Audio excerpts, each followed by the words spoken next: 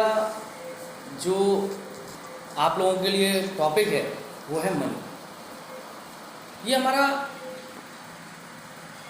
एक macro economics के second unit जब स्टार्ट होती है तो सेकंड यूनिट का पहला टॉपिक है मनी और दूसरा आएगा बैंकिंग। तो पहला टॉपिक आज आपके लिए चलेगा मनी, चैप्टर नंबर 5। इसमें जो हम देखेंगे लर्निंग ऑब्जेक्टिव हमारे क्या है, इस चैप्टर के इंट्रोडक्शन देखेंगे, water system, definition of money and money supply. बहुत इजी चैप्टर है और बहुत छोटा सा चैप्टर। अगर आप ज़्यादा टाइम नहीं देना चाहते और 10 to 15 मिनट्स आप अगर कॉन्सेंट्रेट करके बैठ जाएं तो मैं समझ रहा हूँ कि ये टॉपिक आपको क्लियर कर दिया जाएगा। जैसे आगे बढ़ते हैं इंट्रोडक्शन में, money is the most important discovery of modern times. भाई आज की डेट में सबसे एक डिस्कवरी है मोस्ट इम्पोर्टेंट, जो सबसे ज़्यादा इम्पोर्टेंट डिस्कवरी हुई है, खोज हुई है, वो क्या हुई है? Money. It is the foundation stone around which all the economic activities revolve. It is very difficult to imagine the modern economic life without money. It is the basic necessity of all economies. हकीकत बात यह है कि आज की date में imagine तो कर ही नहीं सकते। अगर आपके पास पैसा नहीं है, आपके पास मनी नहीं है, मनी सिस्टम नहीं है आपके पास, तो आप आगे बढ़ सकते हो। जैसे आजकल महामारी वाला प्रकोप चल रहा है, हमारी पूरी अर्थव्यवस्था हिली हुई है, तो गवर्नमेंट पैकेज निकाल रही है, तो वो क्या है? मनी तो ही ला रही है, सिस्टम में मनी लेके आएगी वो। अब उसकी वजह से क्या सिस्टम होंगे क्या नहीं होंगे वो बात की चीज़ है, लेकिन हमारे पास बिना मनी के, अब देखो जिसके पास पैसा नहीं है उसको कितनी परेशानी होती है। तो आज एक स्टोन मतलब मील स्टोन जिसको कहते हैं, पत्थर का मील, मील का पत्थर जो हमारे पास है, उस टॉपिक को हम आगे देखेंगे कि कितना इम्पोर्टेंट टॉपिक हो गया है आज की डेट में मनी। तो उस चीज़ को हम बिना मनी के तो अपनी लाइफ को इमेजिन कर ही नहीं सकते हैं। हर इकोनॉमिक्स के लिए एक बेसिक नेसेसिटीज़ भी बन जाती है। तो वार्टर सिस्टम आता था, पहले सिस्टम क्या था? पहले एक वार्टर सिस्टम हुआ करता था जिसमें हम एक्सचेंज करते थे गुड्स से गुड्स, कमोडिटी से कमोडिटी। तो before money was invented the primitive world's trade was carried out according to the barter system of exchange. अब जो पहले जब चलता था तो पहले क्या चलता था? वार्टर सिस्टम चलता था। Meaning of barter exchange, in the beginning of civilization human needs were simple and limited. देखो आप लोग ये चीज़ है, वार्टर सिस्टम 9th-10th क्लास में भी आप इकोनॉमिक्स में पढ़ चुके होते हैं या सोशल साइंस में पढ़ चुके होते हैं। People used to exchange goods with each other to satisfy their wants. Barter exchange refer to exchange of goods for goods. मतलब जैसे मेरे पास वीट है और दूसरे के पास राइस है, और उसको वीट की ज़रूरत है और हमारे को राइस की ज़रूरत है, तो हम आपस में एक्सचेंज कर लेंगे। An economy where there is a direct barter of goods and services called a barter economy, या इसको C2C economy, where C stands for commodity बोला जाता है। For example, when a farmer gives wheat and get clothes from the weaver in return, it is known as barter exchange. तो barter system can work when there exists double coincidence होगा। ये तभी exist में आता है जब ये double coincidence हमारे पास हो, अदरवाइज नहीं आएगा। Double coincidence of wants refer to simultaneous fulfilment of mutual wants of buyers and sellers. In the above example, want for clothing by the farmer coincides with the want of weaver for wheat. However, it is very difficult to find double coincidence of wants in real life. It leads to huge trading cost. देखो आज की date में तो खैर ये system बहुत ना के बराबर ही है, और सबसे ज़्यादा क्या है कि ये ट्रेडिंग कॉस्ट भी बढ़ती है। जैसे सपोज दैट मैं दिल्ली में बैठा हुआ हूँ, दूसरा कोलकाता में है, तो वहाँ से वहाँ तक उसको एक्सचेंज करना पड़ेगा, और कितना महंगा पड़ेगा। और वही चीज़ दिल्ली वाले को दिल्ली के आसपास ही किसी और जगह से एक्सचेंज करना हो तो बहुत सस्ता पड़ेगा, तो बहुत आसानी बढ़ जाती थी। लेकिन यहाँ क्या है, ट्रेडिंग कॉस्ट बहुत ज़्यादा पड़ती थी। With rise in economic activities the exchange through barter became more difficult and complicated. Let's discuss the various limitation of barter system. हम ये देखेंगे कि वार्टर सिस्टम की लिमिटेशंस क्या थी। सबसे पहले limitations of barter system. The major limitation of barter exchange are, first, lack of double coincidence of want. सबसे कमी थी कि डबल कोइंसिडेंस नहीं होता था। Means barter system can work only when both buyer and seller are ready to exchange each others goods for example A can exchange goods with B only when A has what we want and we has what A want. मतलब आपस में ए और B तभी exchange कर सकते हैं कि ए को जो ज़रूरत है वो बी के पास हो, बी को जो ज़रूरत है वो ए के पास हो, दोनों आपस में। However such double coincidence is very rare. ये बहुत मुश्किल वाली बात हो जाती है, बहुत रेयर है। Lack of common measure of value. अब भाई हम एक ही चीज़ को, एक के पास वीट, एक के पास राइस, कैसे कॉमन वैल्यू लगाएंगे? एक के पास हॉर्स है, एक के पास कुछ और है, क्लोथ है, तो कैसे हम एक मेजरमेंट करेंगे? तो in the barter system all commodities are not of equal value and there is no common measure unit of value of goods and services in which exchange ratios can be expressed. For example, if A has wheat and B has rice, then it is difficult to decide how much wheat is needed to exchange with 1 kilogram of rice in the absence of common measure. The exchange ratio is fixed randomly in which one of the party generally एक party suffer करती ही है। Third point, lack of standard of deferred payments. देखो deferred payments क्या है कि हमें कुछ टाइम बाद या एक इस तरीके से पेमेंट देना है कि हमने उधार ले लिया, उसके बाद हम कैसे पेमेंट करेंगे, तो वो सारी चीज़ें। तो under barter system contracts involving future payments और credit transaction can not take place with ease because of following reasons. ये हम नहीं कर पाते हैं क्योंकि आज मैंने कह दिया कि आपको मैं एक बोरी आलू, एक कार्टून कुछ और सामान, जैसे हम एक बैग हम दे रहे हैं आपको भर के वीट का, तो उस तरीके से अगर हम आप उसको बता देते हैं, उसको अपने पास रख लें, सपोज दैट 15 दिन में वो काम हुआ या महीने भर में वो काम हुआ और वो ख़राब हो गया, तो फिर हम उसकी वैल्यू क्या लगाएंगे, मेजरमेंट कैसे करेंगे? The borrower may not be able to arrange goods of exactly same quality at the time of repayment. मतलब मैंने आज तो इस बात के लिए कहा कि ये सामान दूंगा और ये 15 दिन बाद कैसा हो गया, तो उसकी परेशानी। There may be conflicts regarding which specific commodity is to be use for repayment. Conflict जो है स्पेसिफिक कमोडिटी हम क्या यूज़ करें, उसमें बात विवाद हो जाता है। The commodity to be repaid may loss और gain its value at the time of repayment. जो भी ऊपर वाली पॉइंट में था कि एक पार्टी को लॉस भी हो सकता है, एक को गेन भी हो सकता है, तो इसमें बड़ा डिफ़िकल्ट रहता है। तो एक lack of standards of deferred payment नहीं, हमारे पास कमियाँ हमारे पास डिफर्ड पेमेंट को करने की हो जाती हैं। So it is very difficult to make deferred payments in the form of goods. Lack of store of value.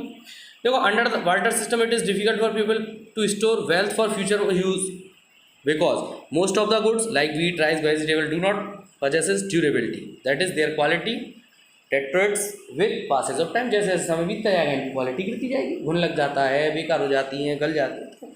Storage of goods require time and efforts. Time भी चाहिए, एफर्ट्स भी चाहिए, जगह भी चाहिए, बहुत सारी चीज़ें। As a result goods can not be use to store the earning for a long period.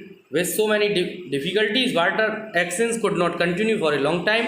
As a result, it was replaced by monetary exchange. That is buying and selling of goods with the help of money. अब definition of money. Money is the anything. Money कुछ भी है.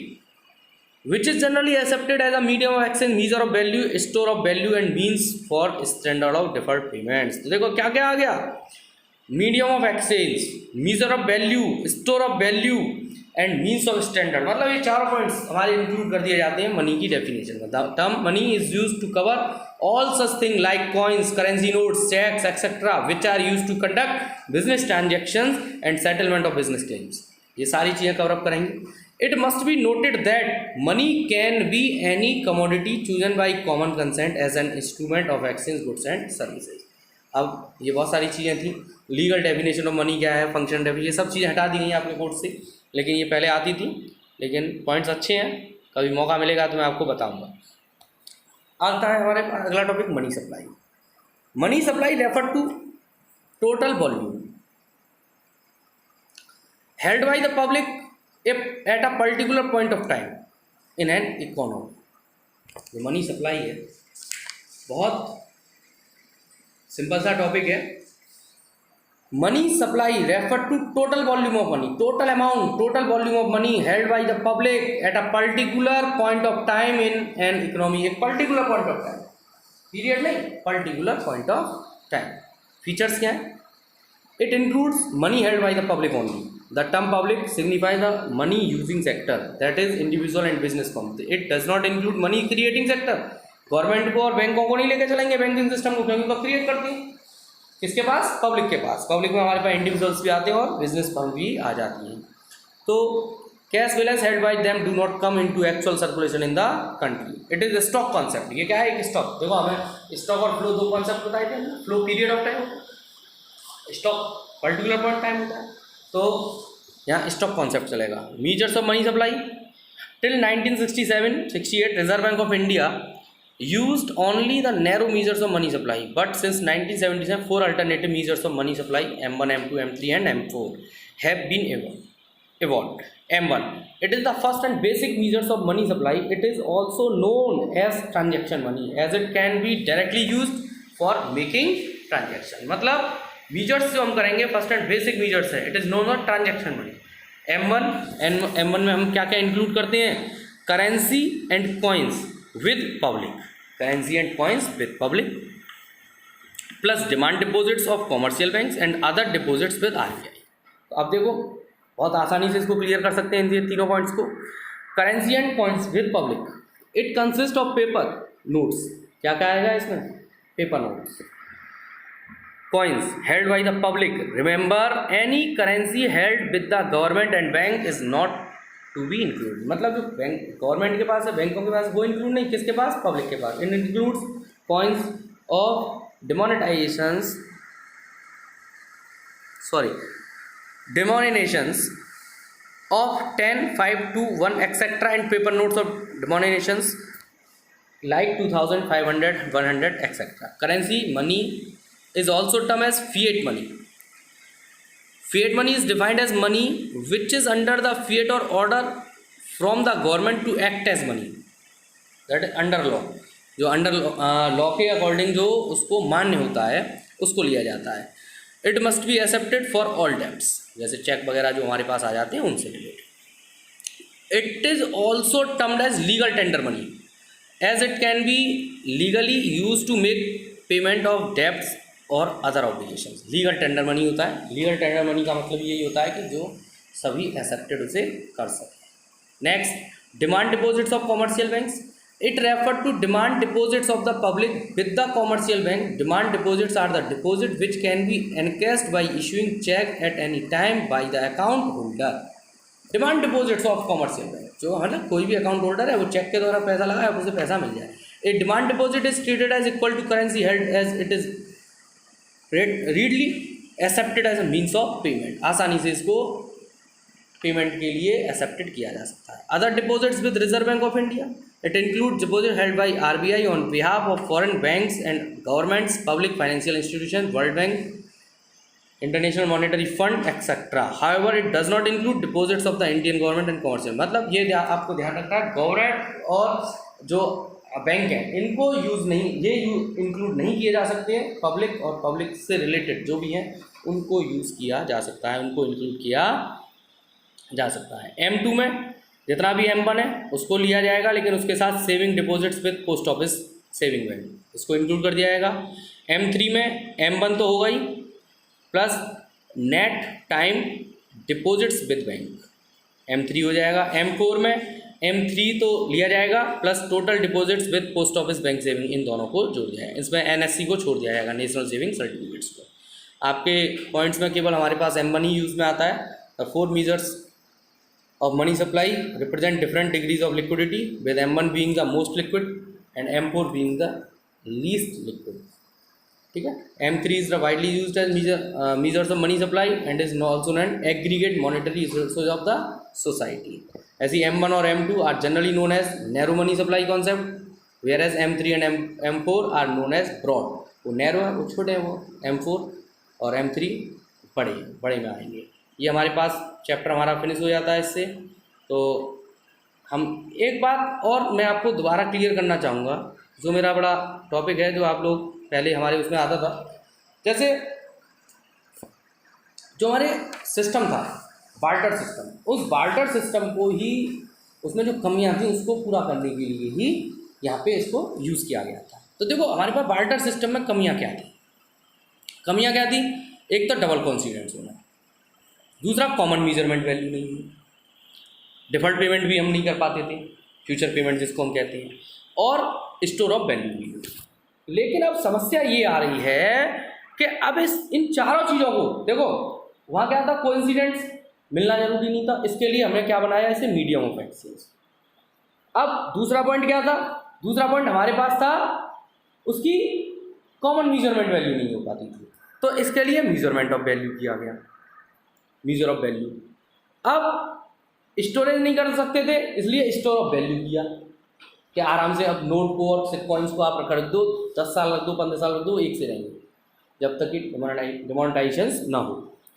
इसके अलावा जो हमारे पास default payments थे, future payments थे, उनको पेमेंट करने की समस्या आती थी, तो इस वजह से means for standard of default payments के लिए भी हमने मनी को यूज़ किया। तो ये 4 पॉइंट्स कमियों को पूरा करने के लिए ही मनी को इवेल्युएट किया गया। और ये बहुत छोटा सा कॉन्सेप्ट है, बहुत ज़्यादा टिपिकल नहीं है। नेक्स्ट टॉपिक आएगा बैंकिंग। तो अगर आपको कोई भी दिक्कत आती है, आप एक बार रीड करें, बुक है आपके पास, आसानी से आप क्लियर कर सकते हो, और नहीं भी समझ में आता है तो आप दोबारा टॉपिक बोल दें, मैं आपको क्लियर करा दूँगा। Thank you, have a nice day.